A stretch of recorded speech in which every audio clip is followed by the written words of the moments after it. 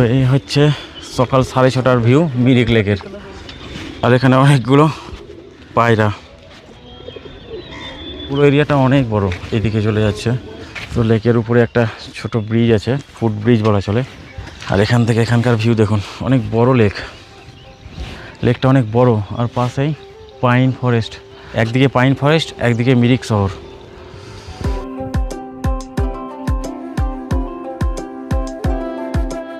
পাহাড়ের কোলে লুকিয়ে থাকা এক টুকরো শান্তি, এটাই মিরিক। চারপাশে পাইন গাছ, শীতল হাওয়া আর স্থির জলের বুকে পাহাড়ের প্রতিচ্ছবি, যেন প্রকৃতি নিজেই এঁকেছে এক অপূর্ব ছবি। ইন্দ্রাণী ব্রিজের উপর দাঁড়িয়ে চারিদিকে তাকালে মনে হয় সময়টা যেন একটু ধীরে বয়ে যাচ্ছে।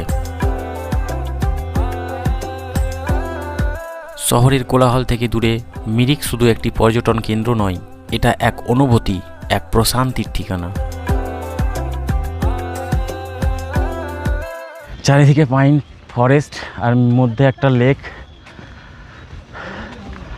এরকম ওয়েদারে, এরকম পরিবেশে মর্নিং ওয়াক করতে খুবই ভালো লাগছে। আমি বাড়িতে থাকলে 9টা-10টা পর্যন্ত বাড়িতে ঘুমিয়েই থাকতাম, এরকম পরিবেশ দেখতেই পেতাম না। কিন্তু পাহাড়ে এসে কী যে ব্যাপার, সকাল 6টা বাজতে বাজতে 3জনেরই ঘুম ভেঙে যাচ্ছে। সত্যি অসাধারণ, অসাধারণ লাগছে।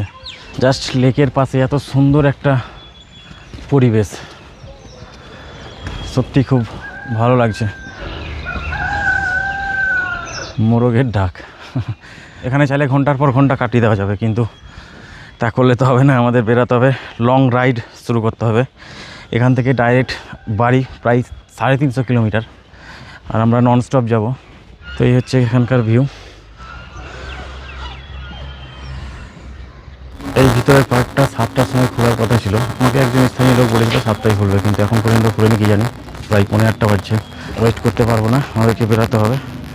যাই হোক, ভিতরে ঢুকলাম না, চলুন দেখি। এখনও কিছু ব্রেকফাস্ট করিনি, ব্রেকফাস্ট করব, গাড়িতে ব্যাগ প্যাক করবো, দেন রওনা দিব।